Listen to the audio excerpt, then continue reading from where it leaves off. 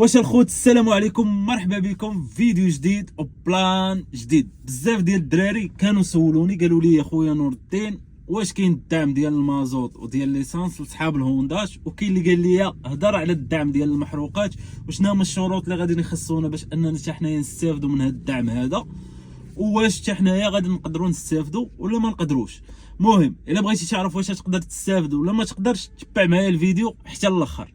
ودابا غادي نشوفوا اول حاجه شكون هما الفئات المستهدفه من هذا الدعم هذا. الفئات اللي كاينين عندنا مستهدفين من هذا الدعم هذا هو عندنا صحاب الطاكسيات الصغار والكبار غادي يستافدوا من هذا الدعم، عندنا صحاب الفيلات الطوبيسات هما غادي يستافدوا من هذا الدعم هذا، عندنا الكيران هما غادي يستافدوا من هذا الدعم هذا، اصحاب النقل المزدوج اللي كيديروا نقل مزدوج خصوصا في البوادي فراه غادي يستافدوا حتى هما من هذا الدعم. وكاين اصحاب النقل المدرسي حتى هما غادي يستافدوا، ولكن اللي مهم بالنسبه لينا حنايا هما اصحاب نقل البضائع غادي حتى هما يستافدوا، وغادي نستافدوا سوا الشاحنات الصغار الكبار المتوسطين ياك. ولكن كاينين شروط، غنذكر لكم الشروط اللي غادي تحتاج باش انك حتى انت تستافد من هذا الدعم هذا.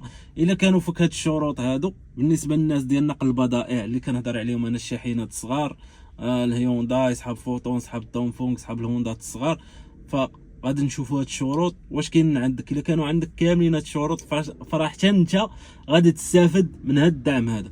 من بين ابرز الشروط هما الوثائق ديال المركبه يكونوا باقين ما وفاوش، منهم لا فيزيت تكنيك، منهم الضريبه السنويه، ومنها لا كارت غريز. هادو خاصهم ما يكونوش وافيين.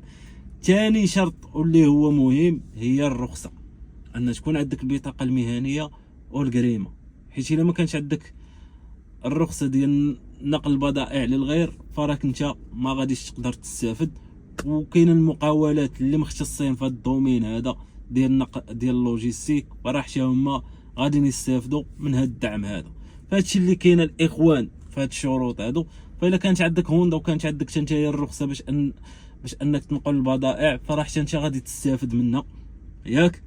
ايوا هادشي اللي كاين. والاخوان اش بان لكم في هذا القرار؟ حيت بان ليا حتى حنايا مضطرين من هاد الزياده هادي، وخصوصا حتى حنايا كنديروا نقل البضائع للشركات، كنخدموا مع الحرفيين، كنخدموا مع الدراري ديال المارشي، بزاف منا غادي يتضرر من هاد الزياده هذا. فاللي غادي نقولوا الله يدير شي تاويل ديال الخير. وما كراش انني نتلاقى مع شي مختص هنا في مدينه الصخيرات، ما كراش انكم تبارطاجيو ونديروا معاه واحد الفيديو ويقدر يشرح لينا ويبسط لينا الامور اكثر. والا كانت شي معلومه اللي غابره عليا فما كراش انكم حتى نتوما تبارطاجيوها معايا في لي كومونتير، وكنحاول نهار بعد نهار انني نديفلوبي المحتوى ديالي، انني نقدر نجيب لكم شي معلومه اللي تكون مفيده واللي كتفيدنا حنايا في الحرفه ديالنا. وغادي نقول لكم من هنا الفيديو الماجي، دمتم في رعايه الله وحفظه.